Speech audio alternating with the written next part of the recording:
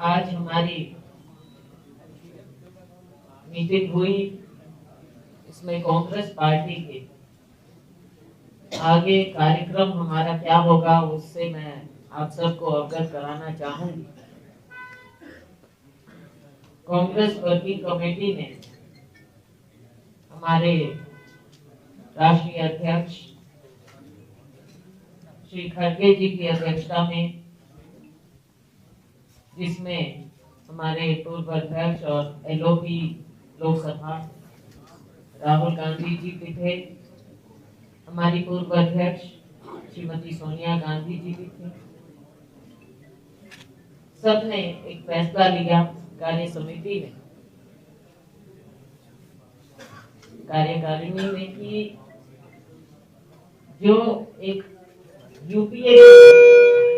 UPA के समय में बहुत ही महत्वपूर्ण कार्यक्रम देश के लिए, खास तौर से हमारे ग्रामीण क्षेत्र के गरीब लोगों के लिए एक पाथ ब्रेकिंग प्रोग्राम दुनिया का लागू किया गया था। डॉक्टर मनमोहन सिंह जी उस समय प्रधानमंत्री थे। सबसे महत्वपूर्ण दुनिया का कार्यक्रम था किसी भी ग्रामीण क्षेत्र के लिए लोगों को रोजगार देने का। और यह कार्यक्रम मनरेगा जब शुरू हुआ, एम्प्लॉयमेंट गारंटी, ग्रामीण क्षेत्र में रोजगार की गारंटी देने का, ये अपने आप में बहुत ही बड़ा कार्यक्रम है। इस कार्यक्रम ने देश के करोड़ों लोगों को गरीबी से बचाया, उनके हाथ में काम दिया। कोविड जैसे समय में लोग मनरेगा के माध्यम से ही बच पाए।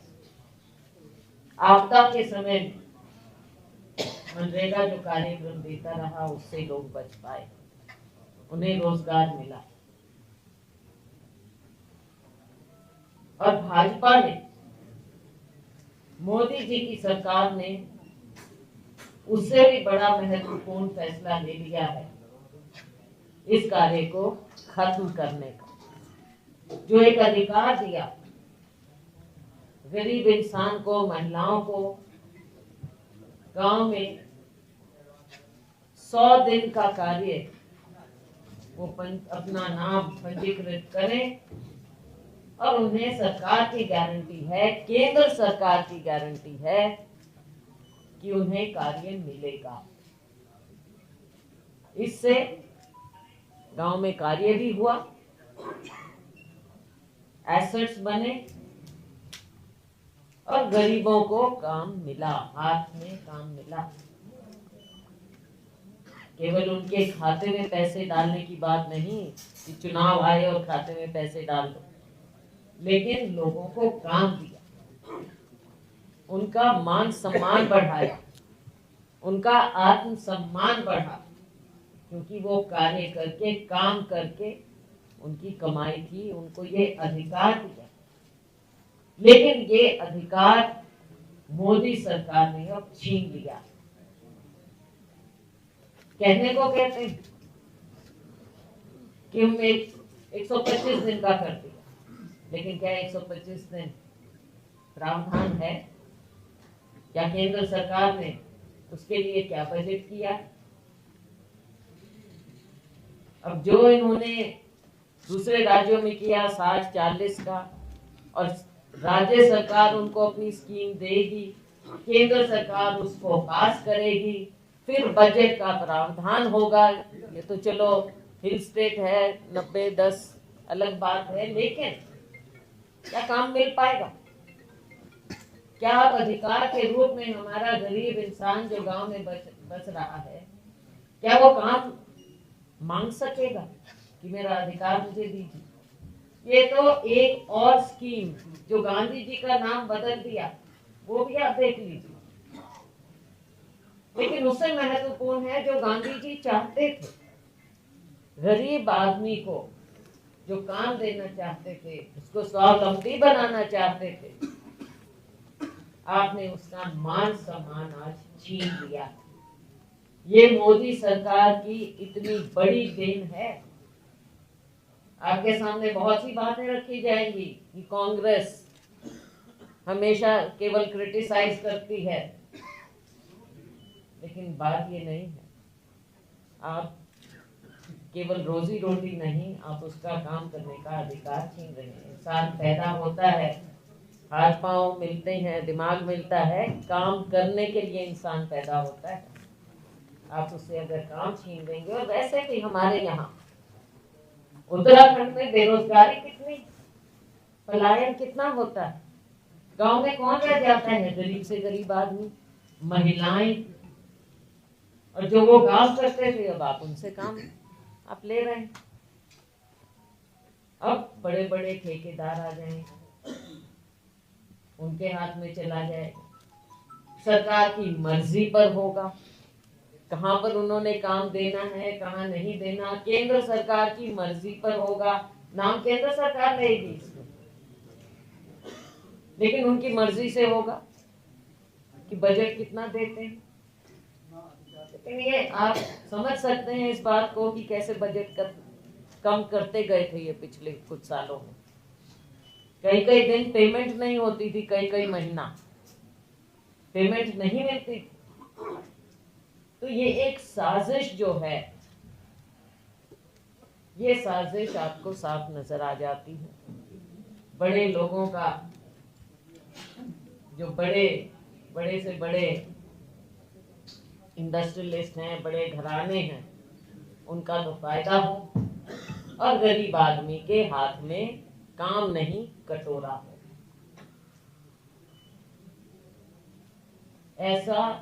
ऐसी बड़ी मार इन्होंने हमारे ग्रामीण अंचल के गरीब लोगों पर मारी।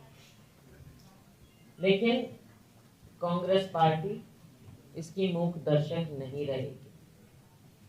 हमारा जो फैसला हुआ है, हमने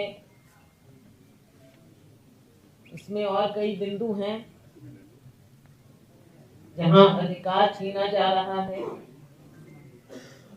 वहां पर ग्राम पंचायत की शक्तियां भी खत्म कर दी गई हैं।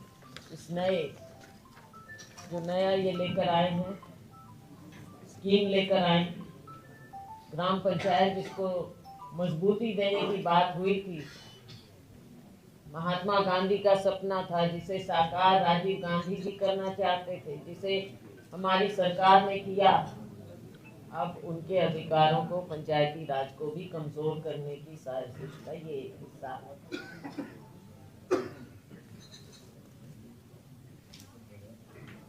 तो साथियों,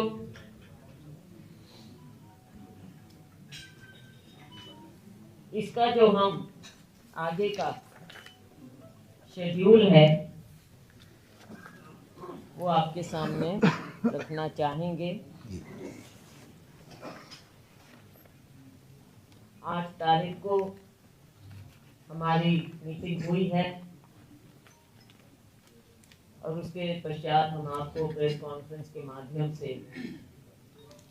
ये सारी जानकारी दे रहे हैं। 10 जनवरी को हर जिले में हमारी प्रेस कॉन्फ्रेंस होंगी, और इसकी सारी असलियत सबको बताते हुए ये हम जो हमारा कार्यक्रम है वो लॉन्च हो जाएगा। 11 को हम एक दिन का अनशन रखेंगे, डिस्ट्रिक्ट लेवल पर, जिला लेवल पर।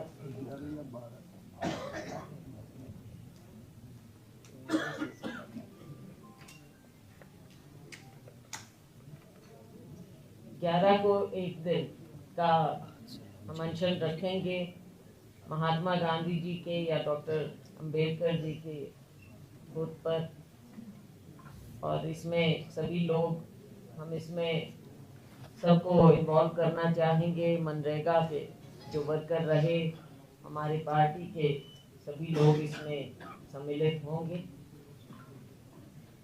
और फिर उसके पश्चात 29 जनवरी तक हमने पंचायत लेवल पर जाकर लोगों के बीच में हमने चौपाल करनी है।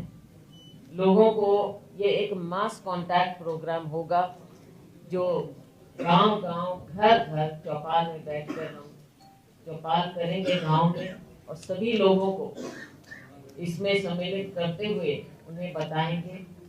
और हमारे राष्ट्रीय अध्यक्ष खड़गे जी की और हमारे लोकसभा में एलओपी राहुल गांधी जी की चिट्ठियां हम सभी लोगों को देंगे। ग्राम प्रधान हैं जो पूर्व प्रधान हैं उन्हें, रोजगार सेवक हैं उन्हें, मनरेगा वर्कर हैं उन्हें, और आम लोगों को हम इसके बारे में अवगत कराएंगे कि कैसे उनके साथ, उनकी रोजी रोटी के साथ, उनके काम के साथ भाजपा सरकार ने, मोदी सरकार ने खिलवाड़ किया, उनके अधिकार छीने। इसके पश्चात 30 जनवरी से हम शांतिपूर्वक 30 जनवरी को हम वार्ड लेवल पर धरना देंगे। 30 जनवरी आप जानते हैं हमारा शहीदी दिवस है महात्मा गांधी जी का, तो हम उसमें अमन, चैन, शांति का संदेश, जो हमारे अधिकार हैं उनका संदेश और काम करने का अधिकार, वो संदेश उसके माध्यम से हम दें। 31 जनवरी से 6 फरवरी तक हम मनरेगा बचाओ धरना रखेंगे हर जिला पर, हर जिला हेडक्वार्टर पर हम ये रखेंगे।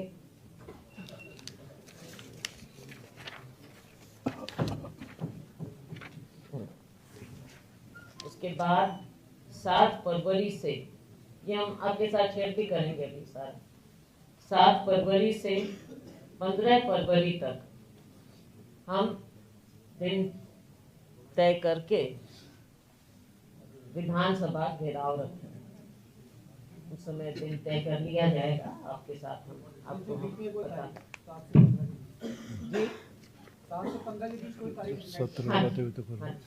विधानसभा घेराव, और फिर जो हमारा नेशनल लेवल का प्रोग्राम है कि हमें जोनल AICC की रैली रखनी है, वो तारीख बाद में आ जाएगी AICC के द्वारा, तो वो हमने क्या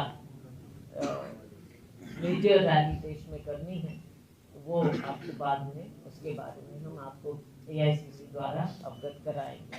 तो साथियों, ये एक मेन मुद्दा हमारा मनरेगा का है, और AICC का फैसले के बाद ये हम हर राज्य में कर रहे हैं। इसके अलावा एक बहुत ही महत्वपूर्ण मुद्दा है,